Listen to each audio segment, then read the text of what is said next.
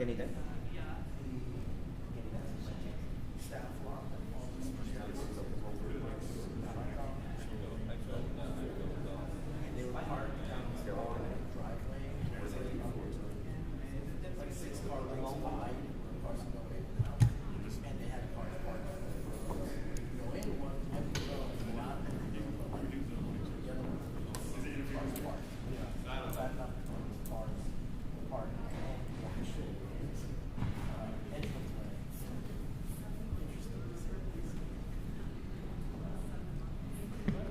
My check. 1, 2, 3, 4, 5, 6, 7, 8. ¿Me escuchas? ¿Está prendido?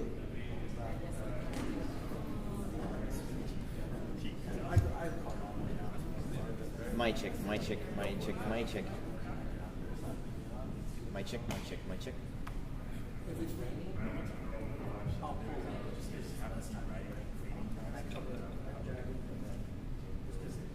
¿Sí me escuchan?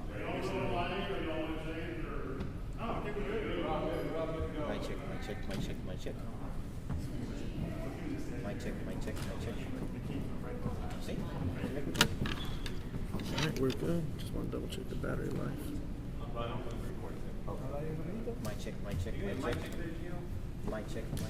¿En inglés o español? Mic check 1, 2, 3. Mic check 1, 2, 3. Mic check 1, 2, 3. Mic check. What's up, man? Perfecto. You used to teach it with Utah State. I was like, who's the dude with the shotgun? Yeah, taught there for a couple years, 5 years. Porque si no se va a ¿O cruzar la línea. prefieres que yo me meta? Que le dejemos todo esto. Que dejemos así. No, ¿verdad? Yo tengo este acá. Okay. Pero el problema es que si lo deja, bueno, tiene que esperar que termine. Yo no creo que tampoco sea... Exacto, porque yo no voy al aire. Marisol, yo creo que yo no voy al aire hasta que eso no termine. Pero pues eso le echó Creo yo. Mari, ¿me escuchas? Creo yo. Pregúntamelo. Marisol. Sí.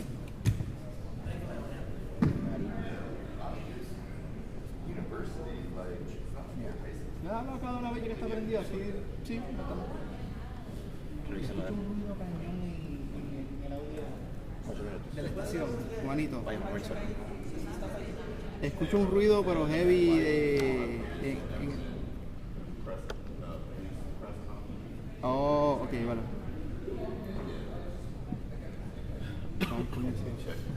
Lo puedes poner así, bueno. Hello, 1, 2, 3. Okay, slowing down. 1, 2, 3, 4. Talk to me. Thank you. Oh, super.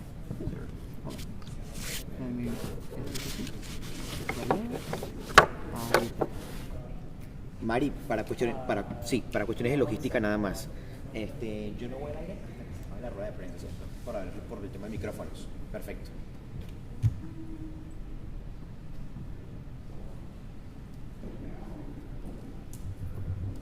Sí. Es para compartir un micrófono con ellos. Entonces, gracias.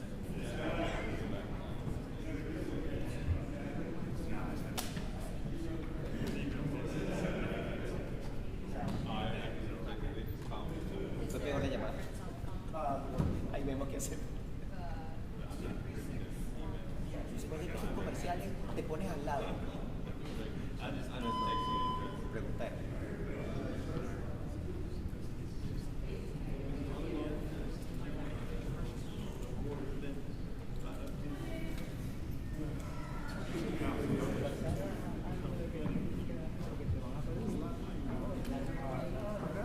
Por ahora está aquí fácil de agarrar.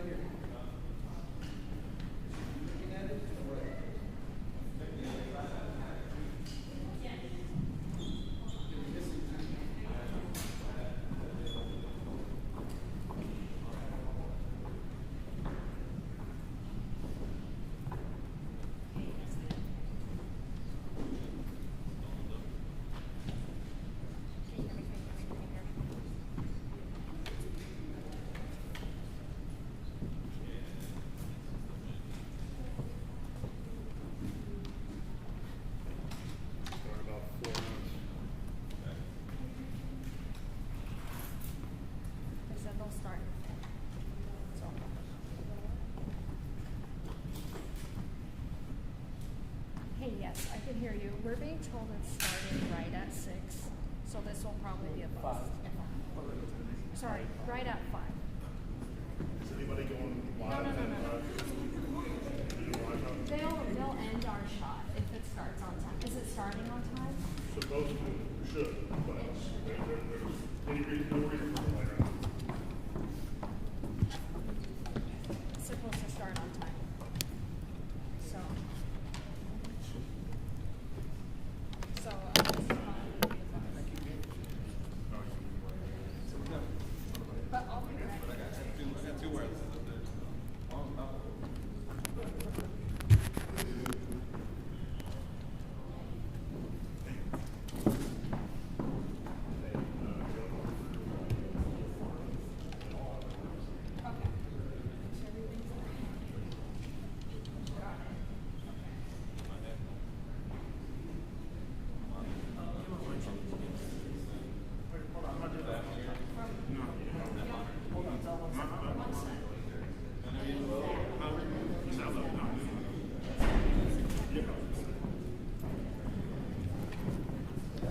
Yeah, mic check 1 2 3. Mic check 1 2 3.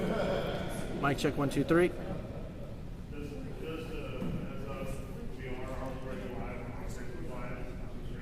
I think they've got it. Yeah, they should have got it.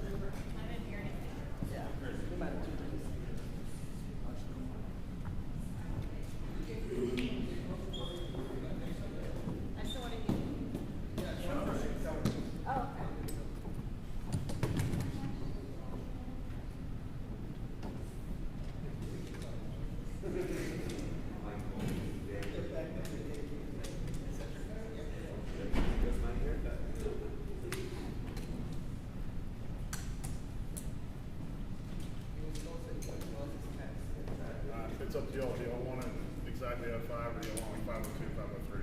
What would work best? Yeah, 570.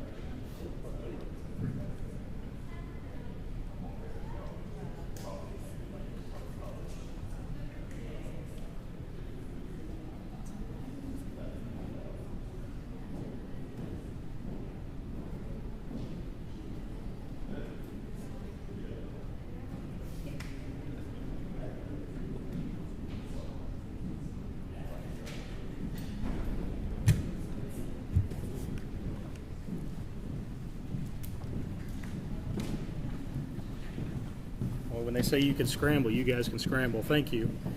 I apologize for this being last minute, but I do truly appreciate everybody rushing over here to get this. We weren't anticipating this to be released today, so it's as much of a surprise to me as it is to you. We were excited, but anyway, let me move on. It's been 4 months since we've last provided an update on the investigation into the disappearance of Noel Rodriguez-Alvarez. This week marks a year that Noel was last seen alive.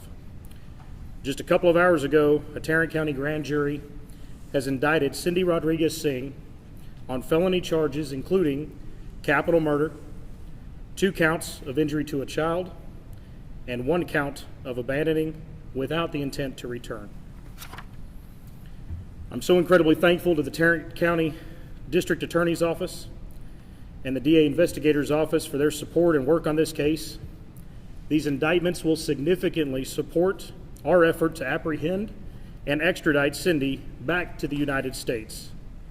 Teams are already working with the U.S. Marshal's Office on that effort. Over the past 6 months, our investigative teams have worked relentlessly on this case, They have been truly dedicated in the searches for Noel and justice. I could not be more proud of the work that this team has put into this case, and I am incredibly thankful for all of them. Since our last update, investigators have continued to work tirelessly, including additional ground searches and tracking down new leads. It is essential to understand that our goal right now is to seek justice for Noel, and for that reason, I'm only able to share limited information above and beyond what has already been shared. Although this is a tremendous milestone for the justice in this case, make no mistake that our work is not done. We will continue to work towards justice, and we will continue to search for Noel. I'm going to turn the podium over real quick to the mayor for the city of Everman, Mayor Ray Richardson, to share a few words with you, and then I'm going to come back and answer any questions that you might have. All right? Hello. First of all, I'd like to personally thank the detectives of the Everman Police Department and all the outside agencies that came to assist us during our time of need. 2023 has been a difficult year for the city of Everman. Not a day goes by that someone doesn't ask about Noel or the missing little boy from Everman. No child should ever have to go through the abuse and neglect that Noel went through. Now that the murder warrant has been issued, we will hopefully be able to get the answers to many unanswered questions that surround this case. The goal is and always has been to locate Noel and give him the justice that he deserves. Sometimes when bad things happen, good things come out of it. Sometime over the next few weeks, the City of Everman will be dedicating an all-inclusive playground that is designed for children with special needs, such as Noel. The playground will be named the Noel Angel Alvarez Playground. This playground will keep Noel's memory alive in the citizens' minds and hearts for many years to come. Obviously, we would prefer that Noel was still here, being a little boy and going to school, but unfortunately the reality is that Noel may never be found. So whether you knew Noel or not, he will be missed and loved by a community that could never understand how this could have happened to an innocent child named Noel. So I know this case is important to everybody. It's certainly important to our community. So I'm going to take my time answering questions, and you may have quite a few. So we'll take our time. And I know it's been a while since we've updated, and so you may have to backtrack. So we'll take our time and go. Go ahead, David. Hey, Chief. Can you talk about what additional evidence was told to a grand jury that maybe we were not privy to? Because throughout this process, it seems like there was a lot of stuff that you're hoping for that you may not have gotten, as far as what the cadaver dogs may have hit on, may not have hit on. Sure. What additional information were they presented that maybe has not been released up until this point? So when this case was presented to the grand jury, it was indicted in what's called a manner and means unknown to the grand jury. That's what they indicted on. And when you indict on that, essentially what we have to prove is we may not have a body. Well, we don't have a body, right? But we have to prove a reasonable effort in identifying any and all other circumstances or potential outcomes for this boy. And our investigative team, the combination investigative team between all the other municipalities, the DA's office, that's what they've been working on tirelessly for the last 6 months, is trying to identify any other potential outcomes for this child, all of which have been ruled out, leaving us down to one simple conclusion, that he was murdered. And you've said previously that there were additional search warrants. Did anything come out of those that you can share? What I can tell you is there have been some new leads. There's been several new leads over the last several months that investigators have been following up on, but none of those have led us to anything significant in the case. And then you have said that it's possible you may never find Yes. Noel's body. What leads you to believe that you wouldn't find the body? Well, we're certainly not going to give up, so let me be clear on that. Our efforts are not stopping on searching for him. Every new tip or lead that comes in, we will follow up on it. We will continue to search. But the reality is that there are times and there are situations where we may not ever find a body. And that doesn't preclude us from law enforcement. That doesn't preclude the DA's office from being able to push this case forward and get a murder conviction on that case. But that's the reality of this case, is we have put forth a great amount of effort in trying to locate him, to no avail at this point. But our effort's not stopping. Obviously with this, our hope is that we're going to be able to work with the federal partners, and they'll be able to work with international partners on getting her apprehended and brought back, and we'll get more answers to those questions, because we still have unanswered questions. So hopefully when we get her brought back, we'll be able to find out those answers. So is there any update on the stepfather? No, not as of right now. No updates on it. Talk about, the tips that the team follow those things. A year ago, I know they were coming in rapid fire. Yes. At this point, talk about, the rate at which those tips are coming in, Yeah, so obviously in the beginning we were getting a bunch of tips, and as with any big case, especially one that gains national news, right, we've got to circle through all those and find out which ones have any validity and find out, what may prove to be beneficial to the case. We've had teams that were allocated to combing through those, many of which were not proven to be helpful at all in the case, but there were quite a few that came through that were helpful. That's obviously what led us to making the contact and learning about the parent who had the other child that she asked to borrow, right? I mean, all those things came from tips. Obviously, in the beginning of the case, we had a lot of activity with tips. As the time went on, most of those tips had come in, and obviously the activity has trickled down since. So we're not getting many of those tips right now from the public. Certainly, we still push. If anybody knows anything, anybody has any further information, we want that information. We still want you to call. Just because we have an indictment on the table now doesn't mean that our investigation has to stop. We will continue to work this case as best as we can. Have they been located as to where they're at? But you were just waiting on the indictment so that they could be extradited? Or what is the status? Yeah, so I can't comment on what the federal partners and exactly how they operate and their methods. So I don't know what all they've been able to achieve as far as locating. I do know that we are working with the best of the best in the business, and we are trusting them to do what they do best, and we're focusing on what we do best, and that's investigating a crime and pushing it forward to the DA's office. Just to clarify, would that be Homeland Security that would be in charge of eventually getting them apprehended?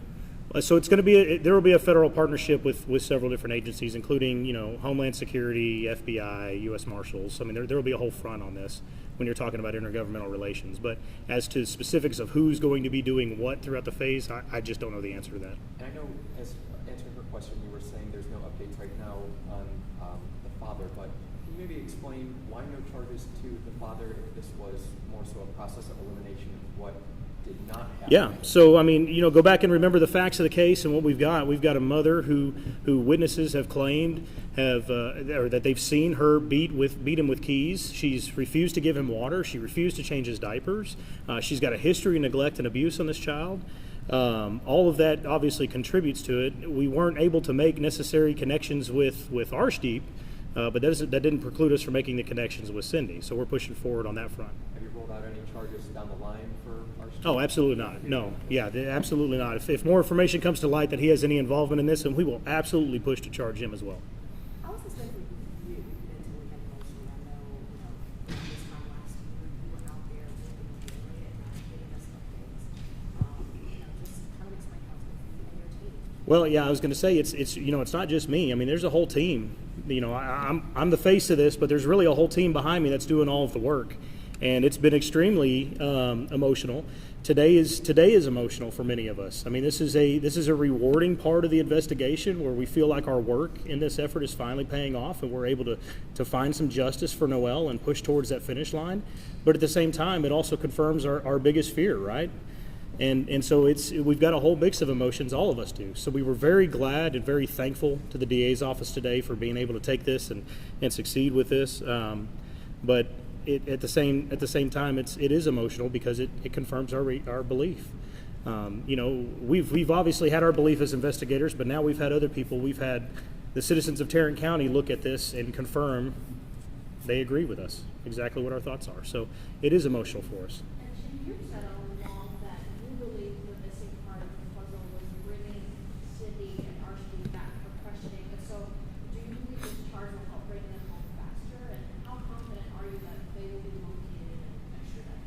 Yeah, no, I firmly believe that this will help that process on getting them apprehended and brought back. If you recall, the only previous warrants that we had that were felony warrants were the abandoning and endangering a child, and now we've got 4 indictments.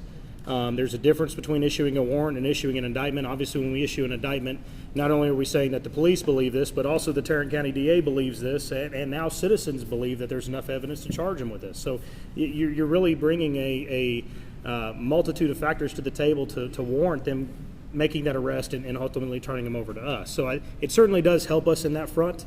It adds additional charges on top of what was already existing.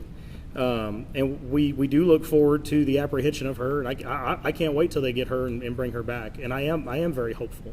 I have the utmost confidence in our federal partners and their ability to do what they do best in capturing her and getting her back to us. And you had mentioned when this first happened back in March when you found out that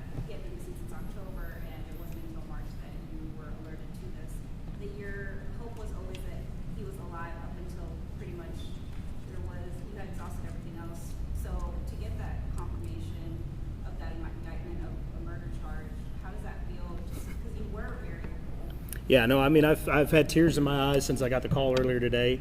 It truly is emotional to get that confirmation.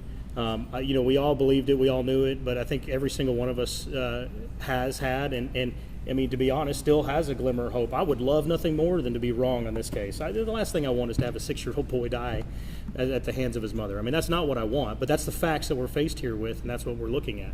And it's our job to bring that to justice, and that's what we're going to push to do. So it is extremely emotional. From the get-go, I have always been optimistic in hopes that we would find him and find a decent resolution of this, and frankly, didn't want to believe the worst-case scenario. But as the investigation went on and more came up front about her and how she treated this boy, and all the sad things that Noel had to endure in his life, it just continues to solidify that our belief that he's dead and that she murdered him. There's no doubt in my mind. Can you tell us those 4 indictments again? Yes. So, capital murder, 2 counts of injury to a child, and 1 count of abandoning without the intent to return.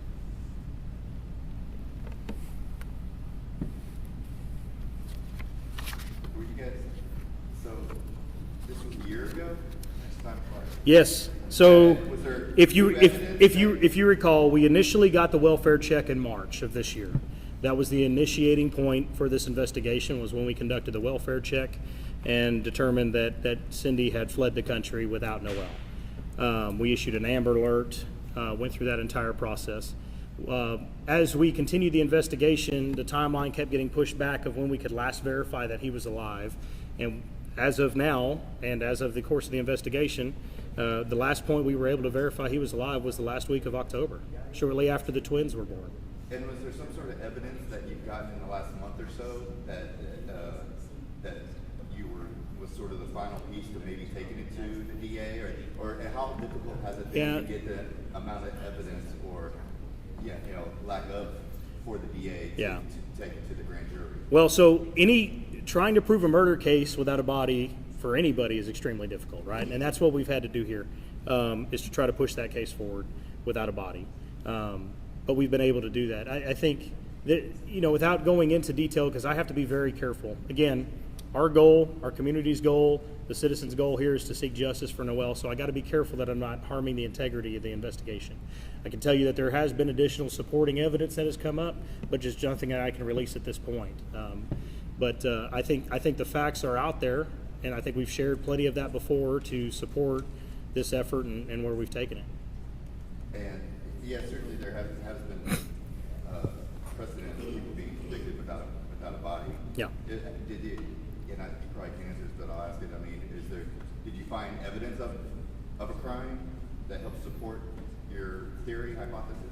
So let's go back, and because it's been so long, let's go back and just cover. I've got a fact sheet here. Let's just go back and cover some of the publicly known facts that help draw us to this conclusion. First off, Noel was never enrolled in school, although he tested and qualified for early entry and even therapy. According to family members, Noel was reportedly abused and neglected regularly. Food and water were often withheld because Cindy did not like changing his diapers. Cindy reportedly struck Noel in the face with keys for drinking water. Cindy reportedly referred to Noel as evil, possessed, or having a demon in him. Noel began missing doctor's appointments after July of 2022.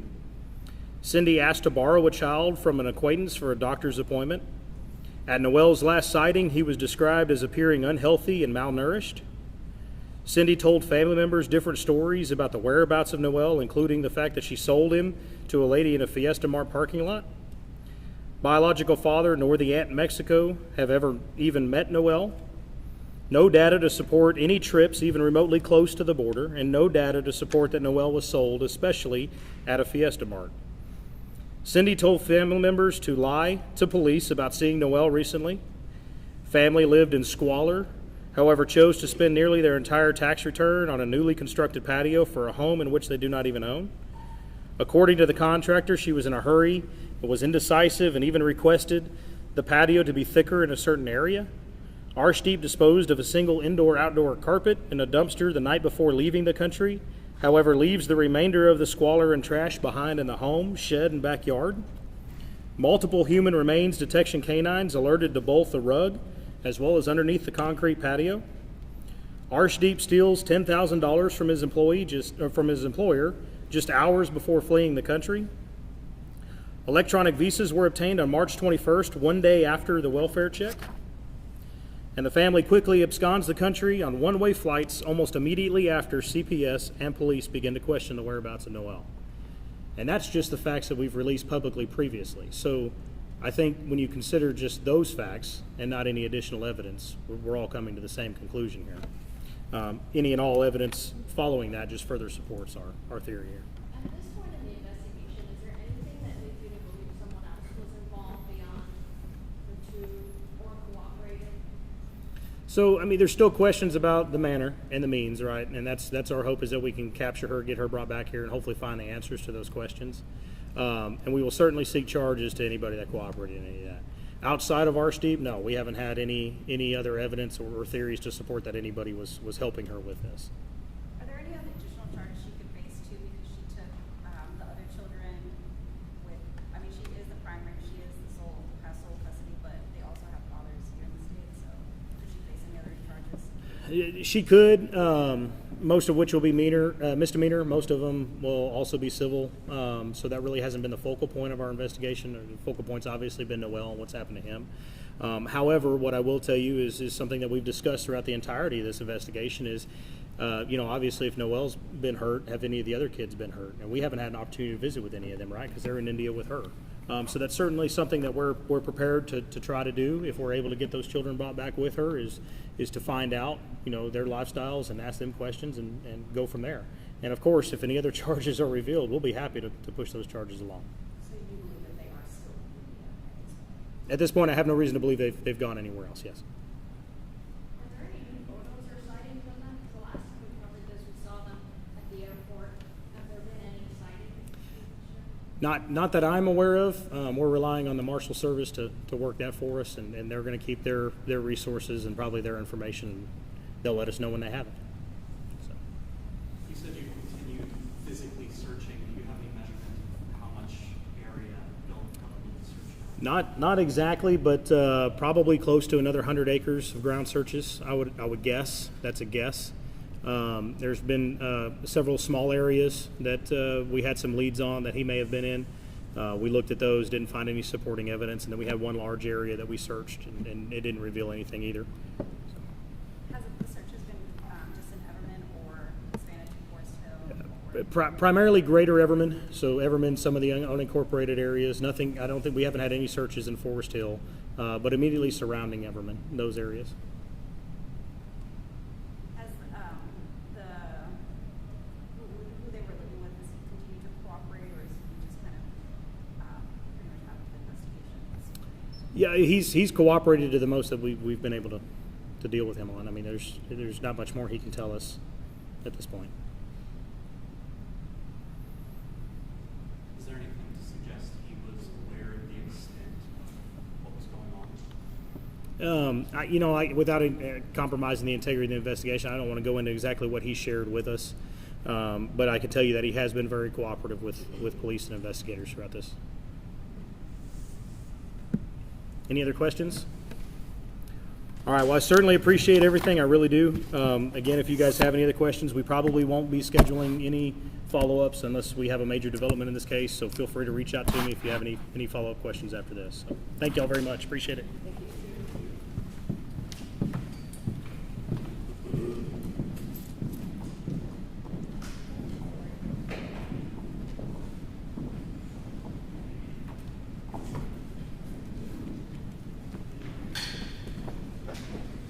Hola, ¿cómo estás?